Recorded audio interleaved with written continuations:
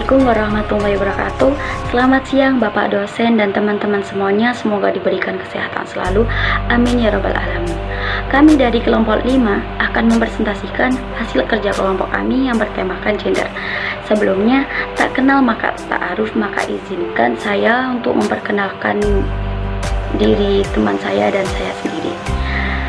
Saya Dita Awal Laili dengan NIM 19114137 dengan beranggotakan teman saya Juan Syed Jabal Syarif dengan NIM 19114134 yang akan memaparkan konsep gender. Kemudian ada Aulia Sayyidati dengan NIM 19114139 yang akan memaparkan peran gender. Kemudian ada Dede Wahyuni dengan NIM 19114135, dilanjut oleh Nana Valentina dengan NIM 19114136 yang akan memaparkan kesetaraan gender. Kemudian saya Dita Awal Laili akan memaparkan contoh kasus, dilanjut dengan Harif Bayu Insyafi dengan NIM 19114138 akan memaparkan penyelesaian kasus, dan dilanjutkan oleh Rifki Muhammad Akib dengan NIM 19114140 yang akan menjelaskan kesimpulan.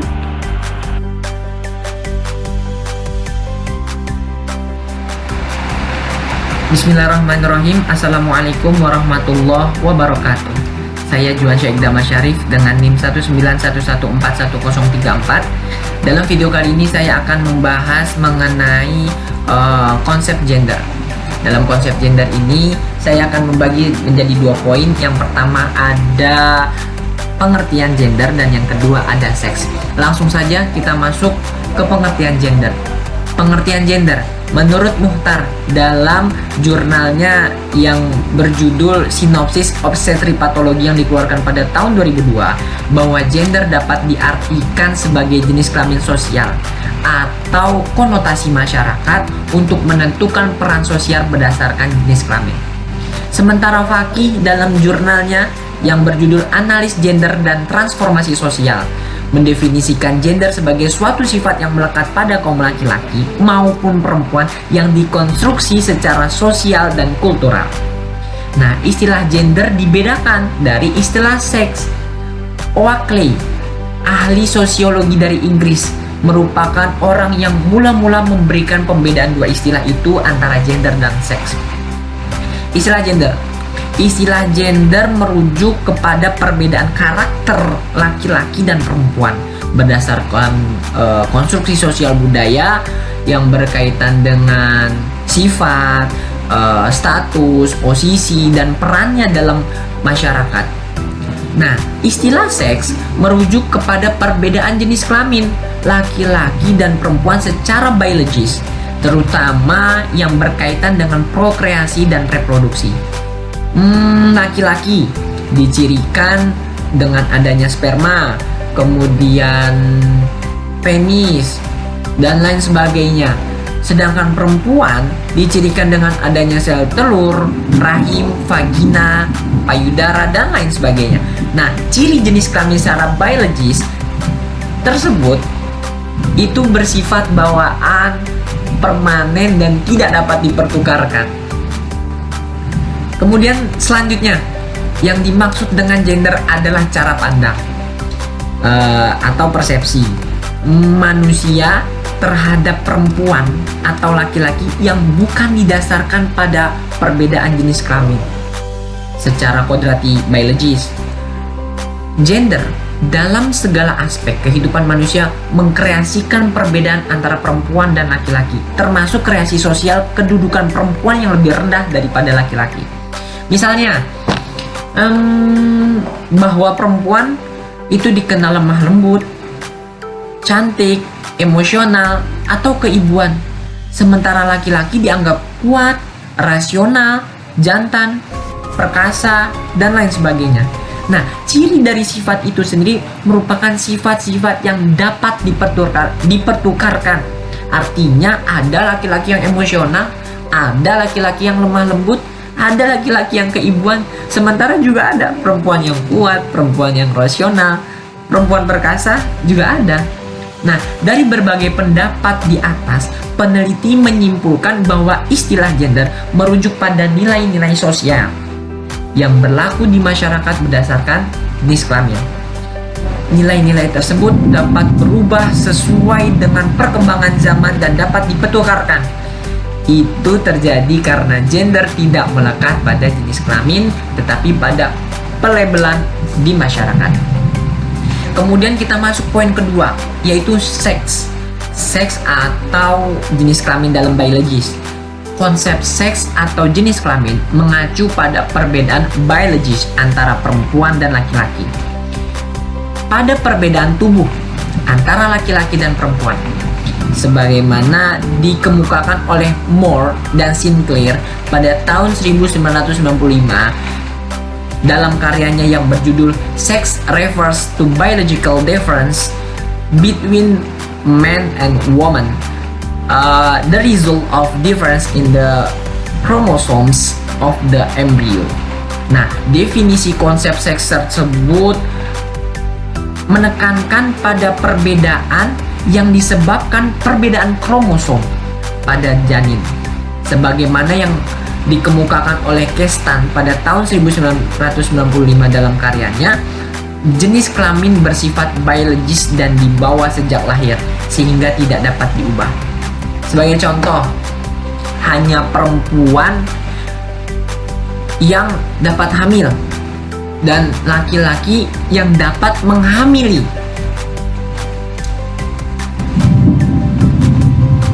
Itu tidak bisa dipertukarkan karena itu seks atau jenis kelamin. Seks adalah karakteristik biologis seseorang yang melekat sejak lahir dan tidak bisa diubah kecuali dengan operasi.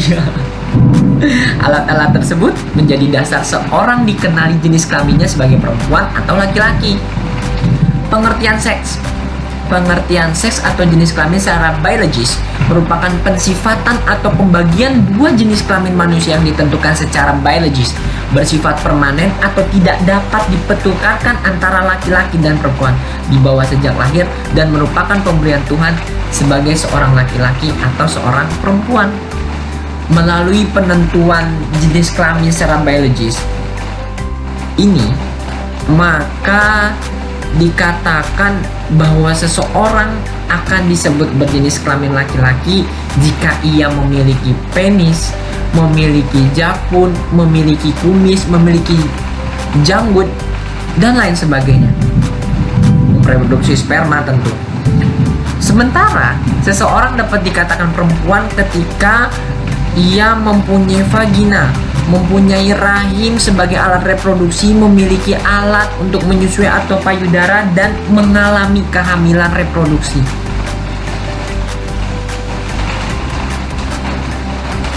Ciri-ciri biologis ini sama di semua tempat, di semua budaya, dari waktu ke waktu dan tidak dapat dipertukarkan satu sama lain. Mungkin itu saja yang bisa dapat saya sampaikan. Kurang lebihnya mohon maaf. Assalamualaikum warahmatullahi wabarakatuh.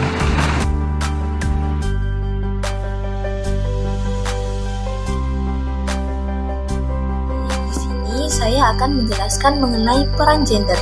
Peran gender adalah perilaku yang dipelajari dalam suatu masyarakat atau komunitas yang dikondisikan bahwa kegiatan, tugas-tugas atau tanggung jawab patut diterima baik oleh laki-laki maupun perempuan. Peran gender dapat berubah dan dipengaruhi oleh umur, kelas, ras, etnik, agama, dan lingkungan geografi, ekonomi, dan politik. Baik perempuan maupun laki-laki memiliki peran gender di dalam masyarakat. Perempuan kerap mempunyai peran dalam mengatur reproduksi, produksi, dan kemasyarakatan. Laki-laki lebih berfokus pada produksi dan politik kemasyarakatan. Peran tersebut diajarkan kepada setiap anggota masyarakat, komunitas, dan kelompok sosial tertentu yang dipersiapkan sebagai peran perempuan dan laki-laki. Terdapat 4 jenis peran dalam gender, yaitu yang pertama, peran gender, peran produksi, peran reproduksi, dan peran sosial kemasyarakatan. Lalu, peran Gender yang pertama adalah peran yang dilakukan perempuan dan laki-laki sesuai dengan status lingkungan, budaya, dan struktur masyarakatnya. Peran tersebut diajarkan kepada setiap anggota masyarakat, komunitas, dan kelompok sosial tertentu yang dipersepsikan sebagai peran perempuan dan laki-laki. Peran laki-laki dan peran perempuan dibedakan atas peran produktif, reproduktif, dan sosial. Yang kedua adalah peran produktif. Peran produktif merujuk kepada kegiatan yang menghasilkan barang dan pelayanan untuk konsumsi dan perdagangan. Semua pekerjaan di pabrik, kantor, pertanian, dan lainnya yang kategori aktivitasnya dipakai untuk menghitung produksi nasional bruto suatu negara. Meskipun perempuan dan laki-laki, keduanya terlibat di dalam ranah publik lewat aktivitas produktif, namun masyarakat tetap menganggap pencari nafkah adalah laki-laki. Yang ketiga adalah peran reproduktif. Dapat dibagi menjadi dua jenis, yaitu biologis dan sosial. Reproduksi biologis merujuk kepada melahirkan seorang manusia baru, sebuah aktivitas yang hanya dapat dilakukan oleh perempuan. Reproduksi sosial merujuk kepada semua aktivitas merawat dan mengasuh yang dilakukan untuk menjamin pemeliharaan dan bertahannya hidup. Dengan demikian, aktivitas reproduksi ialah aktivitas yang produksi tenaga kerja, merawat manusia, anak, memasak, memberi makan, mencuci, membersihkan, mengasuh, dan aktivitas rumah tangga lainnya masuk dalam kategori ini. Kerja reproduktif biasanya dilakukan oleh perempuan, baik dewasa maupun anak-anak di kawasan rumah domestik. Yang terakhir atau yang keempat adalah peran sosial kemasyarakatan. Kegiatan kemasyarakatan merujuk kepada semua aktivitas yang diperlukan untuk menjalankan dan mengorganisasikan kehidupan masyarakat. Peran kemasyarakatan yang dijalankan perempuan adalah melakukan aktivitas yang digunakan bersama, misalnya untuk pelayanan kesehatan di posyandu, partisipasi dalam kegiatan-kegiatan sosial dan kebudayaan. Semua kegiatan tersebut dilakukan secara sukarelawan, sedangkan peran sosial yang dilakukan laki-laki biasanya pada tingkatan masyarakat yang diorganisasikan, misalnya RT, RW, dan kepala desa. Lalu, orientasi peran gender. BEM dan Wadhani dalam 2009 menyatakan bahwa terdapat dua model orientasi peran gender di dalam menjalankan atau mengenai maskulinitas dan feminitas. Dalam kaitannya dengan laki-laki dan perempuan, yaitu model tradisional dan model non-tradisional, dikutip dari Nauli 2003. Yang pertama adalah model tradisional, memandang bahwa feminitas dan maskulinitas sebagai suatu dikotomi. Model tradisional menyebutkan bahwa maskulinitas dan feminitas merupakan titik-titik yang berlawanan pada sebuah kontinum yang bipolar.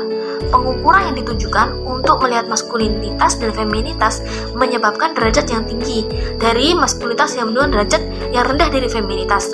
Begitu juga sebaliknya, derajat yang tinggi dari feminitas menunjukkan derajat yang rendah dari maskulinitas. Yang kedua adalah pandangan non-tradisional, menyatakan bahwa maskulinitas dan feminitas lebih sesuai dikonseptualisasikan secara terpisah, di mana masing-masing merupakan dimensi yang independen. Model yang kedua ini memandang feminitas dan maskulinitas bukan merupakan sebuah dikotomi. Hal ini menyebabkan kemungkinan untuk budaya pengelompokan yang lain. Mungkin cukup sekian dari materi yang saya dapat presentasikan. Saya kembalikan kepada moderator.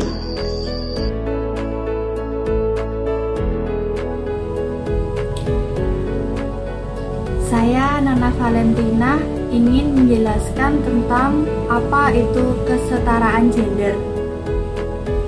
Secara harfiah, bahwa yang dimaksud dengan kesetaraan gender merupakan suatu kesamaan akan kondisi yang ada bagi kaum laki-laki dan kaum perempuan untuk mendapatkan hak-haknya sebagai manusia.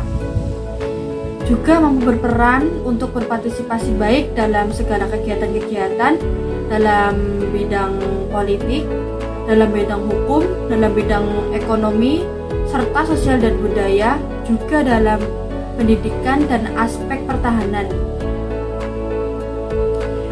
Terwujudnya akan kesetaraan dalam gender tentunya ditandai diskriminasi yang tidak ada.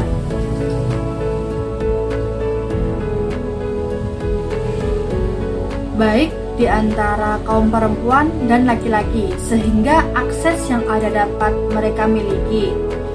Berpartisipasi, terbuka lebar, dan adanya kesempatan, kontrol, dan juga memperoleh manfaat pembangunan yang setara dan juga adil.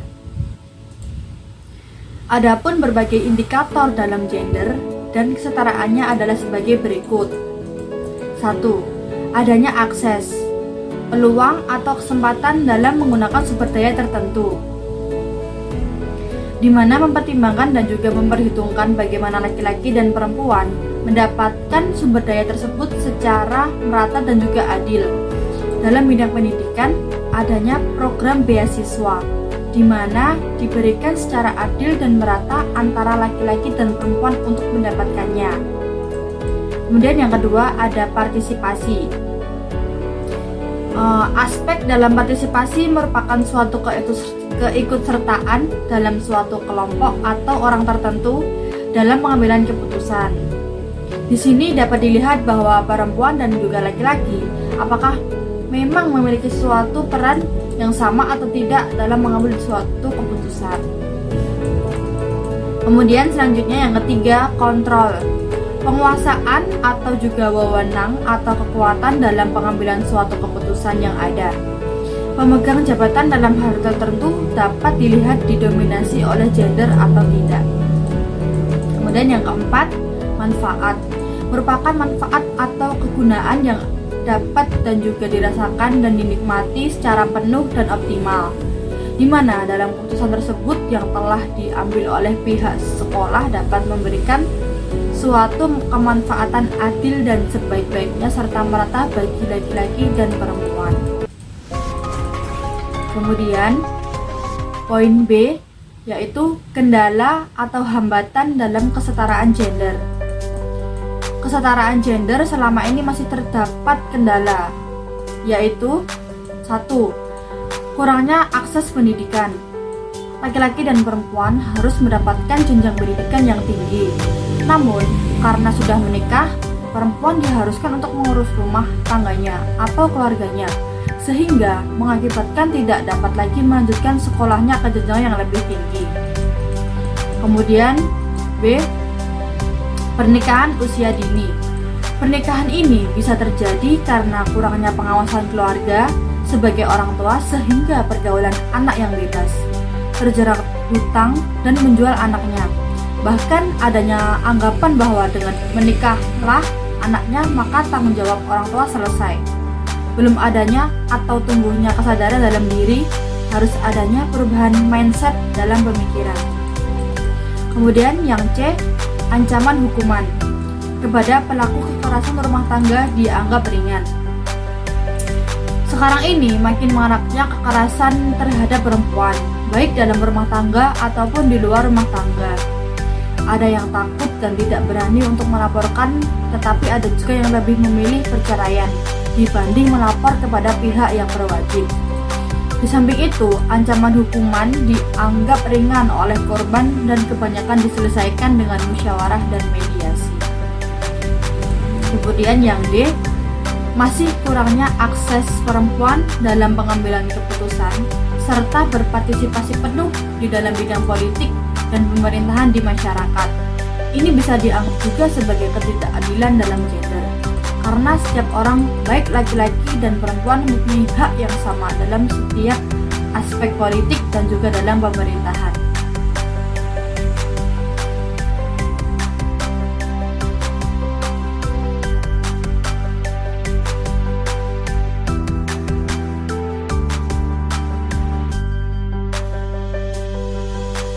Baik, saya Dita Awal Leli akan memberikan contoh kasus.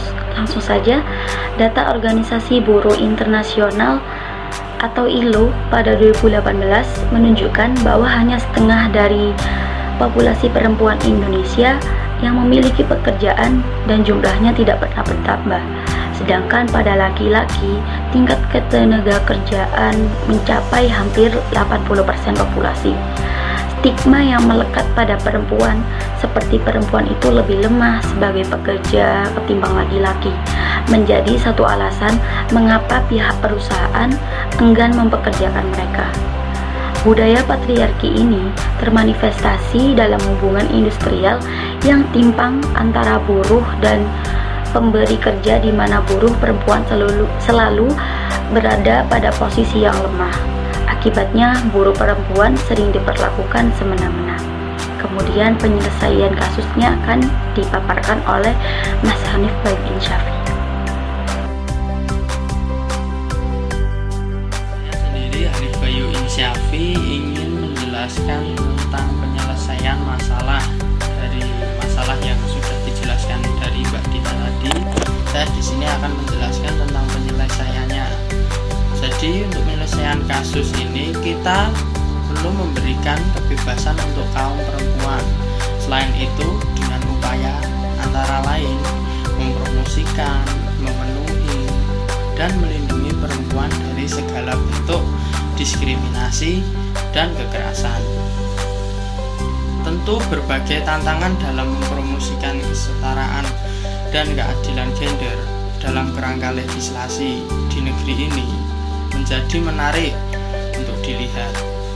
Setidaknya dari 3 aspek, yaitu aspek bagaimana hukum dibuat baik secara substantif maupun prosesnya. Bagaimana hukum ditegakkan, yaitu dengan melihat dukungan pengelolaan dan sarana prasarananya, serta bagaimana kondisi budaya hukumnya guna memberikan situasi yang kondusif dalam menghapuskan segala bentuk diskriminasi dan kekerasan terhadap perempuan. Ya, itu saja, semoga bermanfaat. Terima kasih.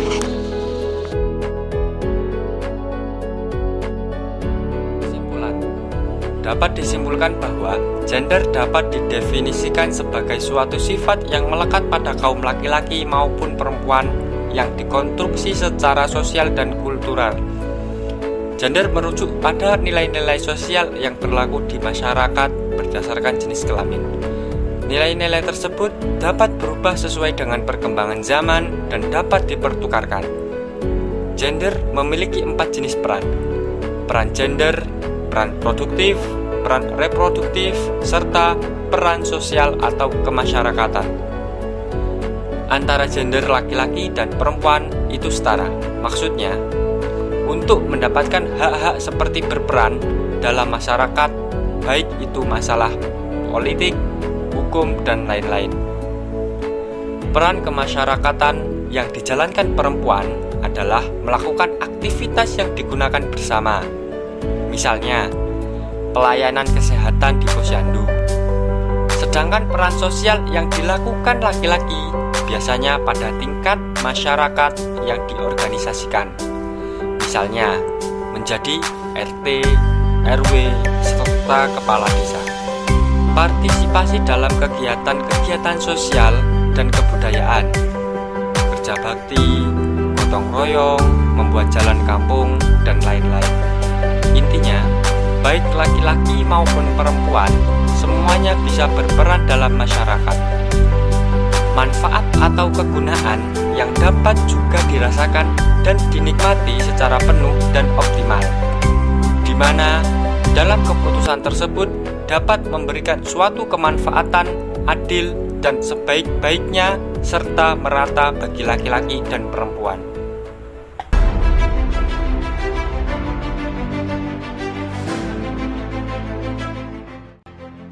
Baik, saya kira presentasinya cukup sampai di sini. Jika ada kesalahan, itu datangnya dari kami. Jika ada kebenaran, itu datangnya dari Allah Subhanahu wa Ta'ala. Karena manusia tidak ada yang sempurna, kita hidup di dunia, bukan hidup di surga. Saya akhiri. Wabillahi taufiq wal hidayah, waridha wal inayah. Wassalamualaikum warahmatullahi wabarakatuh.